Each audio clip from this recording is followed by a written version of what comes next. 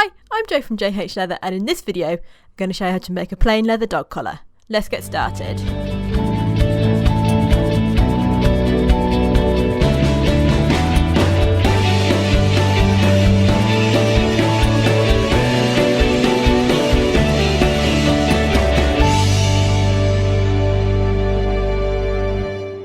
Okay, so for this tutorial you will need a Dee ring and a buckle. You will also need some leather looping and a strip of leather.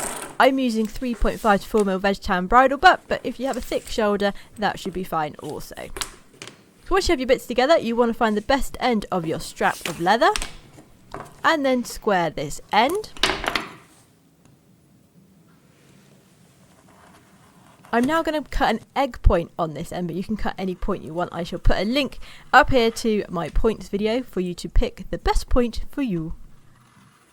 Once you've cut your point out, you're going to want to mark the holes on. So I'm going to do mine 2 inches to the first hole, and then I'm going to mark 5 holes in total, 1 inch apart.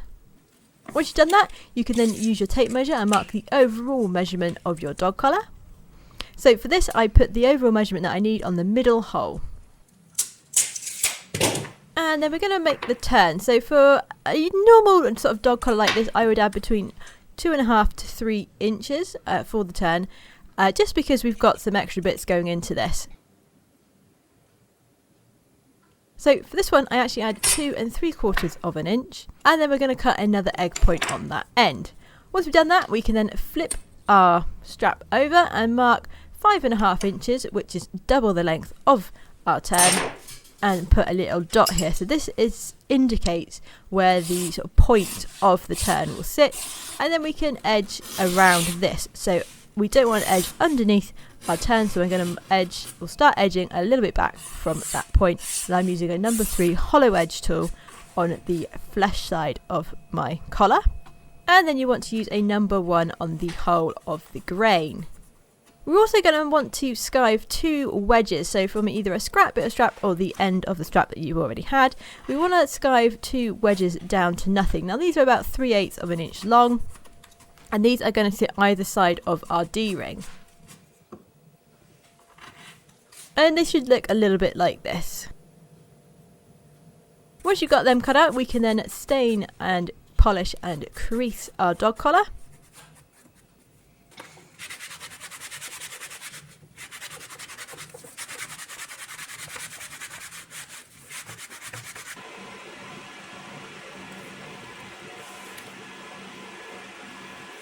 And we can now mark out for the crew punch. So you want to set your dividers so you can draw 2 tram lines which your crew punch can follow. This just makes it easy to get it straight.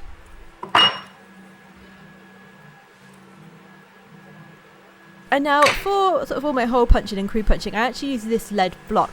My friend's dad made it, and it's basically lead inside of a steel block with these like pins in the side just to make sure it doesn't just sort of flop out, because lead is obviously very malleable. And obviously if you are going to use something like this, you want to make sure you wash your hands before eating and putting your hands in your mouth. But anyway, once you are ready, you can then punch your crew all the way through your strap. And then we're going to use our number 6 edge tool and edge around the back of the crew hole. So this just makes it so that the tongue of the buckle sits nicer in that turn.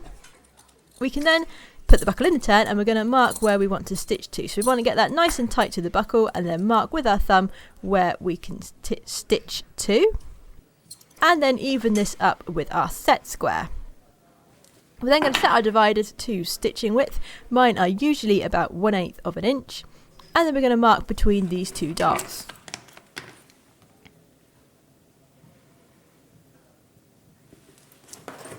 Once you've done that, we can then stitch mark our collar. So I generally use a number 7 stitch marker for my dog collars and belts.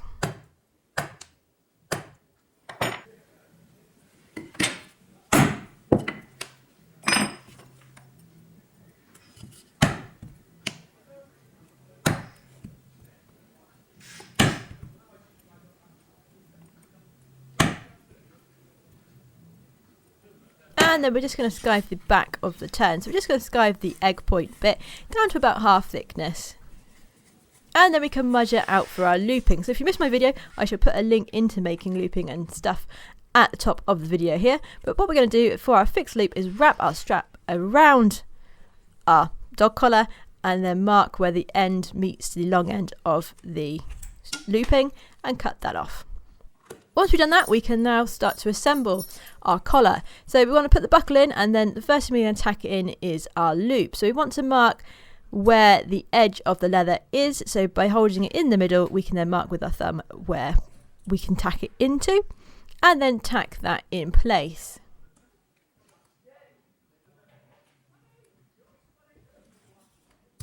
And now you can see without the wedges there'd be quite a big gap here either side of this Dee ring. So this is what we have made the wedges for. Basically it fills out this void area and sort of it adds a little bit of reinforcing because we've got another layer of leather to stitch through.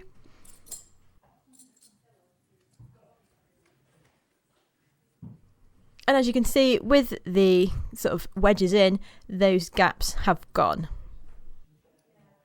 So we're going to tack the first one in first. Now this one butts up to the back of the loop. And then you can put your Dee ring in and tack the other wedge right up behind it. Now you may need to sort of cut the end a little bit around the shape because we have an egg point here. So you can draw around that and cut that out now, or you can do it carefully after you have stitched it in. And then you can tack the second wedge in place. So we can now start double hand stitching our dog collar. So we're going to start with one back stitch.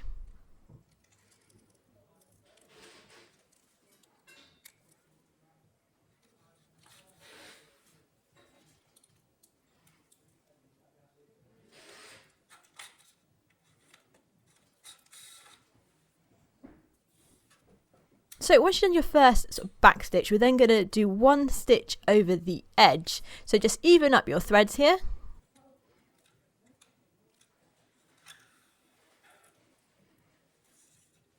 And then by stitching over the edge, it makes our turn closer and better around the buckle. So there is a lot going on here, so if you need to use pliers to pull your threads out, that is absolutely fine. And once you've got that first sort of stitch over the edge in, we can then double hand stitch towards us as we would normally.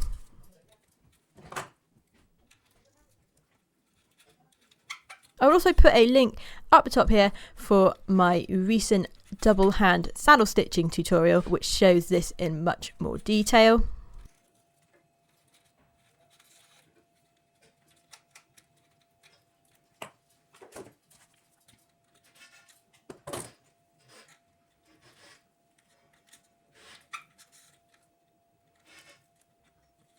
So we want to stitch this right up as close as we can to our Dee ring, and then what we're going to do is we're actually going to skip out a stitch mark and do one long stitch over the Dee ring.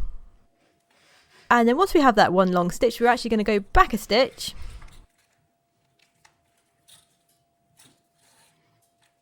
and then we can go forward again. So this just sort of reinforces that area because this is going to be what takes a lot of the force of the dog, especially if it's being walked on the lead.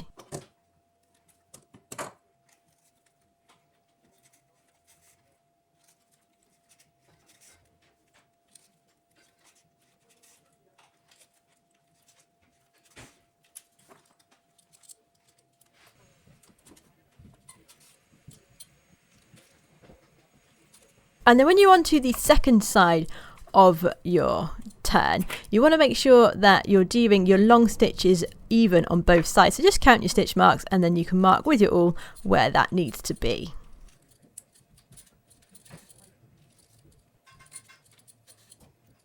And then again, we're going to do one long stitch over the Dee ring, then a back stitch, and then continue onwards.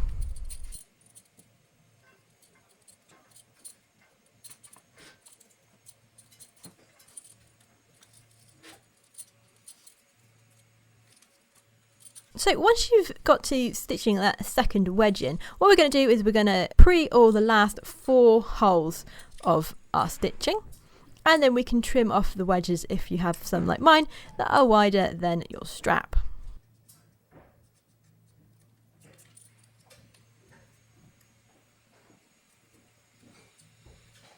Once you've done that, you can then pop your loop in and then stitch this in place. Now the reason we pre-awl this is because then you've only got that little sort of thickness of the loop to stitch through, so it's a lot easier to actually do this way around.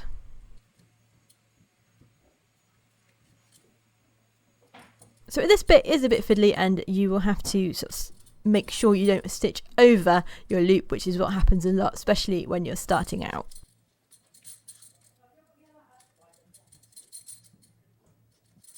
And then when you get to the end, we're going to do a stitch over the edge to match our first side.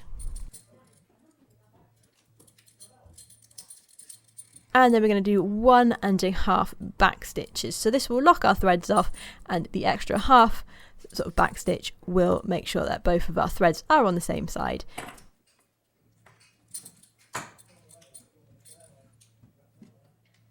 And once you've got to that point, you can then trim your threads off. And so once you finish your stitching, we're now ready to start doing our finishing touches. So first of all, we're going to put a looping stick into our loop. So this just blocks the loop out and make it nice and square, and it also makes it so that our strap of leather can actually go through the loop, because at the moment it's too tight. And once we're happy with our looping stick in place, we can then do our restaining and polishing of the edges, making sure to polish around that turn area to try and blend all our layers together.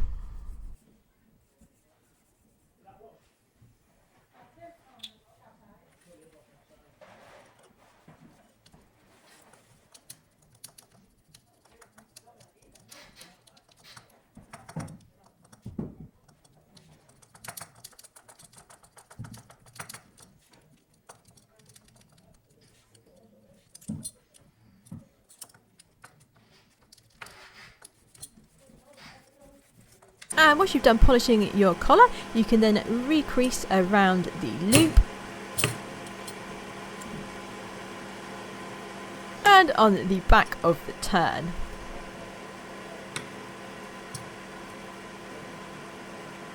Once you've done those two bits, you want to take your looping stick out and crease around the front of the collar, remembering to go around that buckle turn there.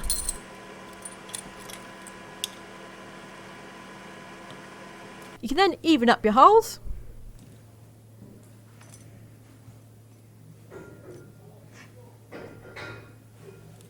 And then we can punch our holes for our collar.